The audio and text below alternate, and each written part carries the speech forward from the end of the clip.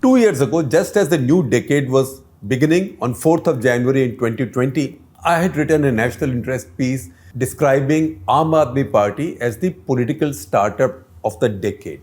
I had also said then that look, this is a party which has held a city state for 10 years. For it to grow further, it needs to now win another state. Then it becomes a pan-state party, because this is not a party which is driven by any regional sentiment, any ethnic sentiment, linguistic sentiment, not like Telugu Desam Party, not like DMK, etc., etc. Now that has come to pass.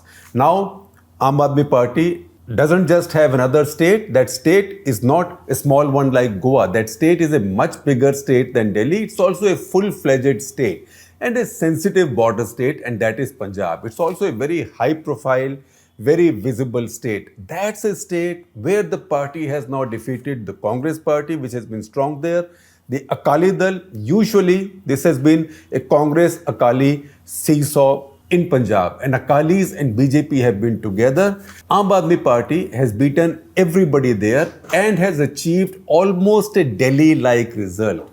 You know, Aam Aadmi Party, when they win now, you can see, and they have now won in Punjab. First time in Delhi, they didn't quite get a majority, but I can take you back to Punjab. The first couple of times they contested in Punjab, they also did not do so well. But even in 2014, before they had contested in Punjab Assembly, they had won 4 Lok Sabha seats out of 13 in Punjab. So that showed you, even in the Modi wave, big Modi wave in 2014. So that showed you that they were finding some purchase, some traction, in fact, more than some traction in Punjab. That has now been, the potential they had shown has now been fully achieved. Aam Aadmi Party won 4 seats in 2014 in Lok Sabha, 1 in 2019. In fact, their MP who won in 2019, that is Bhagwant Singh Mann, he's now the Chief Minister of the state. So they have now got themselves well entrenched in the state. Now you can see there's a pattern also in the way Aam Aadmi Party wins. When they win in a state, they completely sweep it. It's almost like an invasion by the armies of the great Khans, Genghis Khan, Kublai Khan. And don't worry, you have to see what they did in the context of the 11th, 12th century. They were not necessarily bad guys then. They were great patrons of art and culture, and for heaven's sake, don't think that this is some kind of Islamophobia, because they were not Muslims either. If at all, they were Buddhists. So when their armies went and conquered a place, they destroyed everything that came in their way, and they rebuilt that place, that society, everything. Now apply that to the politics of Delhi. Apply that to the politics now of Punjab. In Delhi, Aam Aadmi Party has been winning 60 plus out of 70.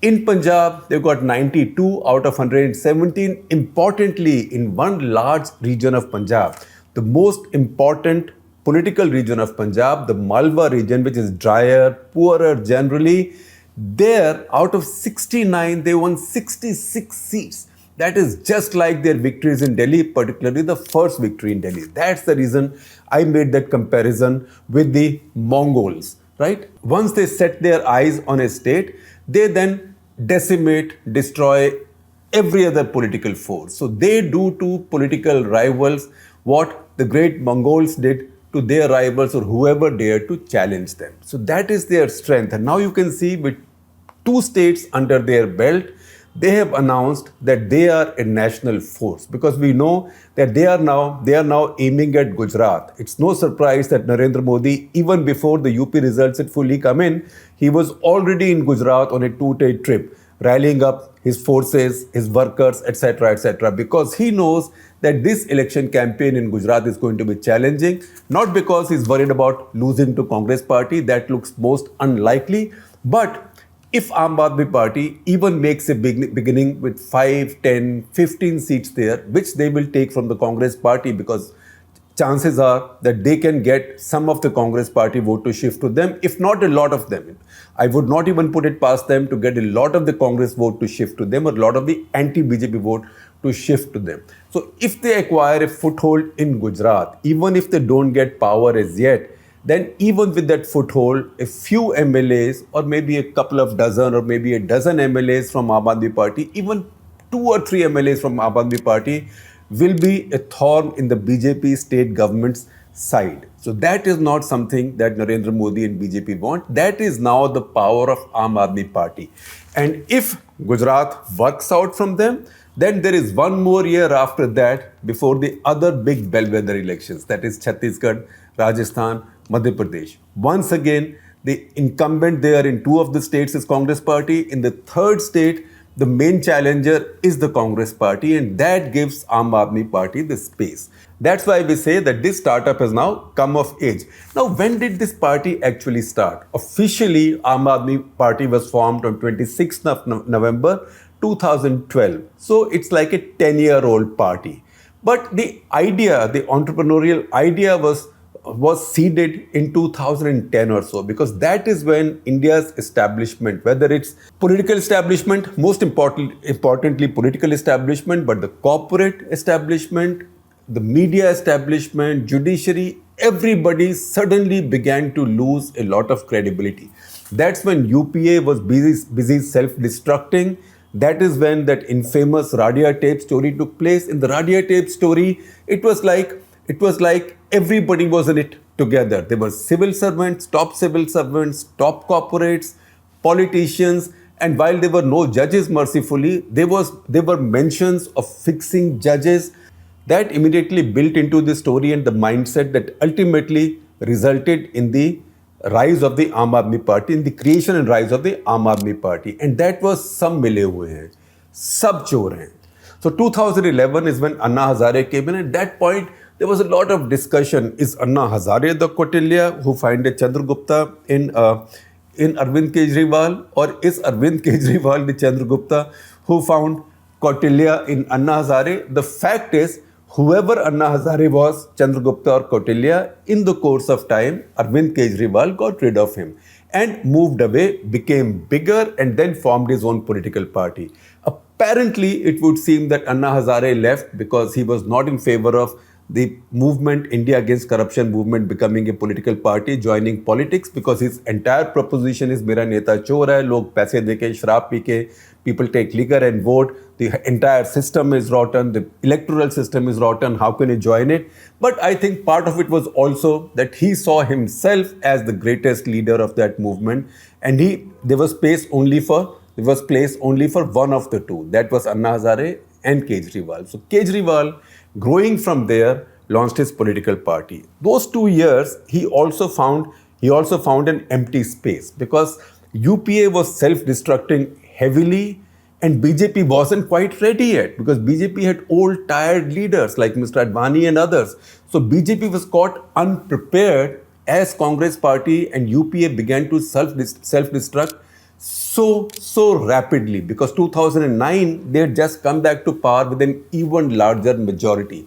But now they were destroying themselves through a phenomenon which I have often described as an autoimmune disease. An autoimmune disease is when a body starts eating itself from inside. So Congress Party had started to eat itself up from inside, which ultimately led to Rahul Gandhi tearing off that ordinance, etc. So there was a gap, there was a vacuum for about 2 years or 3 years until Narendra Modi began to rise. In 2012, Narendra Modi won his 3rd election and then became a front runner for national leadership. That is when the BJP became more prepared to take advantage of that situation. But that gap is something which Arvind Kejriwal used very adroitly, very wisely, and built his party. And we know then the history after that, what happened is electoral misfortunes to begin with, some missteps, his incomplete win in Delhi, his partnership with Congress. But you can see there's a pattern of using people. There's been no shyness about joining hands with people, using them. Similarly, there is no hesitation in discarding them. So in Delhi, the first Aam Aadmi Party government came with the help of the Congress Party. While he had just defeated the Congress Party, that was on the pretext, obviously, to keep the BJP out. But soon enough, he was there to win entirely on his own. And since then, the Congress Party in Delhi has not been able to win a single seat. See, that's why I don't use analogies from history lightly. That's the reason I use the Mongol conquerors analogy. Now, in Indian politics, it's very difficult to set up a startup because unlike any other business, you can set up a Zomato because you know that there are restaurants and people eat. Not everybody wants to go to a restaurant to eat. And then comes the pandemic, so people need to order. So Uber, people do take taxis, economy is growing, more people are staying by themselves, parking space is not available.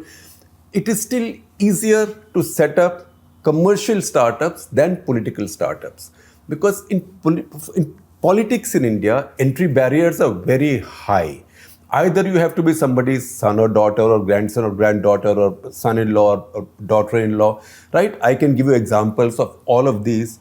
Or you have to be somebody's protege, or you have to inherit an ideology or an ethnic vote base, say DMK, or a linguistic vote base, or a caste vote base. Otherwise, it's very difficult to set up a startup in India. And that's why very few startups have come up in Indian politics and have survived. I can count many of them for you, and I can also tell you what happened with them. There was Janata Party in 1977. It wasn't really a startup. This was four parties coming together, right? Four opposition parties coming together, including what used to be Jan Sangh till then, later became BJP.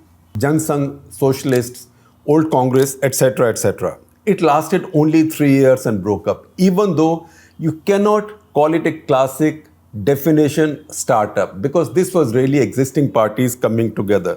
Swatantra Party, India's right-wing libertarian party, was a startup but did not last very long, never really acquired power in a single state in India by itself, and later broke up. Some of its people went here and there, some simply disappeared.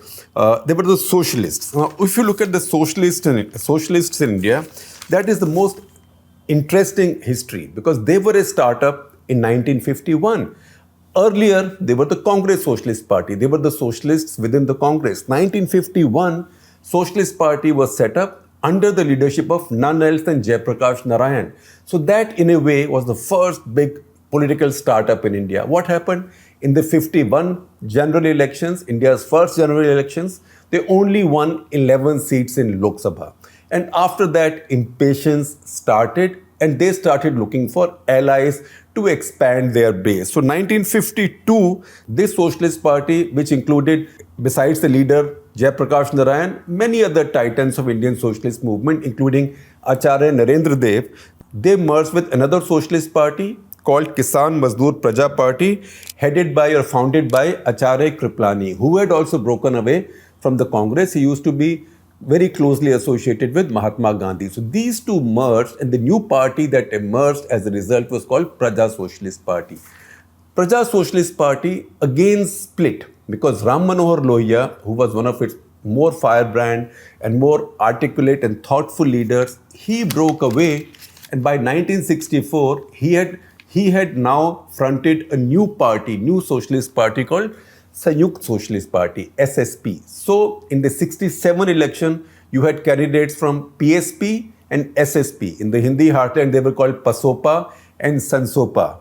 But a few years later, by 1972, they had merged again. So again, that startup did not go anywhere. George Fernandez, for example, was in Sanyukt Socialist Party. But many of them later then joined other parties, other groups, etc., never really acquired control of a state.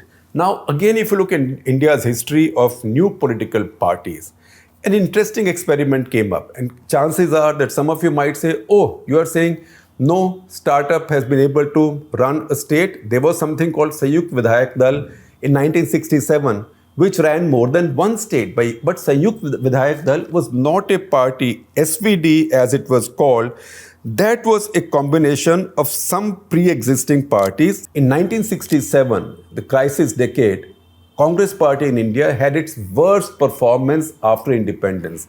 In National Lok Sabha, it won only 284 seats. That was really low those days, with just 12 over the majority mark, and it lost many of the states. In fact, if I list for you the number of states the Congress party lost in that election while winning this narrow majority, that was Mrs. Gandhi's first election, 1967. Then it looked like a lot of India in 1967. So they lost Punjab, Rajasthan, West Bengal, Odisha as it was called then, Madras as Tamil Nadu was called then, and Kerala. So they lost all of these three. Incidentally, in 1967, Congress lost Tamil Nadu. They haven't come back to power there since then. So the last election they won in Tamil Nadu was in 1962. That's what Narendra Modi reminded Rahul Gandhi of in Parliament this time in that debate over the President's address to Parliament. When the split results came out and Congress failed to get a majority in many of these states, then some parties came together. And these parties were Bharatiya Kranti Dal, that was Charan Singh's party, BKD, Bharatiya Kranti Dal, Sanyukt Socialist Party, SSP, Sansopa, PSP, that is Pasopa, and Janasangh. They came together and they formed something called Sanyukt Vidhayak Dal. Then again, so this wasn't quite a classical startup. This was a coalition that came together and did not last very long. In fact, later all its leaders went their own different ways. Some of them ended up being prime ministers of India in the course of time, Charan Singh and Vajpayee, for example. Look at some of the other new parties that came up. I mentioned Janasangh and BJP. Now you might say BJP came up later, it's now ruling India, but the fact is BJP was the renaming of the Janasangh. Janasangh had merged with Janata Party, and when Janata Party broke up, then instead of coming back as Janasangh, it came as Bharatiya Janata Party. So it wasn't a new party in that sense. Also, it had inherited an ideology, which is Hindu nationalism. Then there was Swatantra Party. I told you it had a libertarian ideology, lasted very short while. It had an ideology, but the ideology died with it. It never came to control a state. Janata Party, as I mentioned to you, was also a kind of coalition of four. That also broke up within 3 years. Telugu Desam Party. That was a new party that NTR set up, and later his son-in-law, that is Chandrababu Naidu, inherited. So for Chandrababu Naidu, it was a dynastic succession. But NTR had set up this new party, but the fact is that party has not been able to grow beyond the state because it is built on ethnic, linguistic, and regional pride. So just the name of Telugu Desam Party, in a way, confines it to the state. Even after original Andhra Pradesh was split between Telangana and Andhra, there is no chance of TDP ruling both those states, even though those two are Telugu speaking. So there are limitations there. DMK, as we know, you can say technically that DMK controlled 2 states because you can always throw in Puducherry there. But Puducherry is a very, very, very small state, and once again, ethnicity and language are the same. So this is not really. If DMK, for example, had gone out of Tamil Nadu and won Kerala, then we could have said, yes, DMK also is a 2-state party, but just being strong in Puducherry sometimes in partnership with the Congress party doesn't count. Then you have Samajwadi Party, Yadav Muslim Party confined to UP, BSP, Dalit and sometimes Muslim Party confined to Uttar Pradesh, RLD, the Yadav Muslim Party confined to Bihar, JDU in Nitish and some Kurmi and some other OBC party confined only to Bihar, NCP confined only to Maharashtra, JDS only in Karnataka. So if you look at this entire laundry list of new parties that came up in India, none of them managed to grow beyond a state, even TMC. And that is why what Kejriwal has achieved right now is very important. Now, how has he achieved it? Because the remarkable thing is that he seems to have done it without any ideology. He's about the same age as Rahul Gandhi, in fact younger. Look at how each one has dealt with the 3 big questions, political questions that have arisen in the Modi era. These are nationalism, welfareism, and religion. See how Kejriwal has handled it. If you look at nationalism, he voted in favor of the amendments to Article 370, etc. unabashedly. Although he said that his party said that they are opposed to the withdrawal of taking away of the statehood of Jammu and Kashmir. But they voted for the nullification of Article 370. See, surgical strikes, Balakot strikes, Aam Aadmi Party, Kejriwal, they were among the first to welcome these. They wrote tweets, fantastic Indian Jawans, we are proud of you, you've done it. Congress Party on the other hand was asking questions, show us evidence, this and that. Aam Aadmi Party had no confusion. In JNU, when that whole Tukde Tukde thing happened in JNU, Aam Aadmi Party stayed out of it. Rahul Gandhi showed up there and got painted with the so-called Tukde Tukde gang, whether it existed or not, but Kejriwal was not. Remember what did Kejriwal say then? Kejriwal said, if we had control of the police, in Delhi we don't have control of the police, if we had control of the police, those who actually shouted the Tukde Tukde slogans would have been in jail, not the innocent people, which seems to be the case now. So that is the way he handles nationalism differently from, say, Rahul Gandhi. Welfareism. He's got very efficient delivery, free electricity, subsidized water, and he's focused on schools and made a big deal of it. Third, religion. Now, while Rahul Gandhi has been hopping from temple to temple to temple to temple, Kejriwal has been unapologetic about his religiosity. He also doesn't have to prove it to anybody, and he's been very careful not to try and prove it to anybody. But see this pilgrimage scheme that he has launched in Delhi. That is offering free pilgrimage to senior citizens to places of worship. Now, you might say it's not just about Hindus and Sikhs because there is also Ajmer Sharif added there. But essentially, it's about Hindu and Sikh places of worship.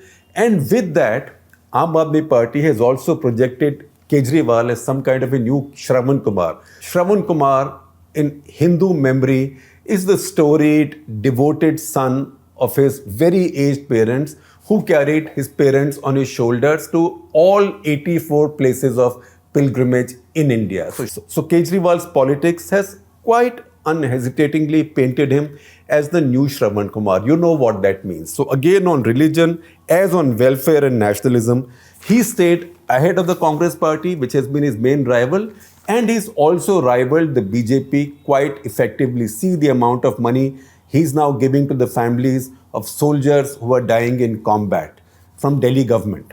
So he's avoided saying things that paint him in a corner, but he was quick to jump into the opportunity when TM Krishna was denied a concert in Delhi.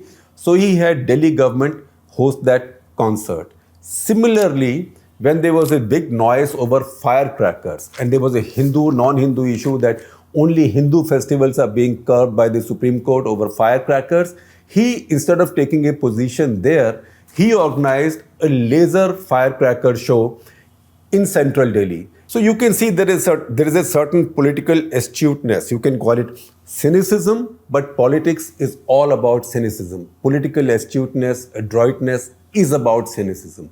And he is a master at that. And he's now got a very loyal group of party men. Like all startups, he's gone through his HR troubles. He's also gone through departures.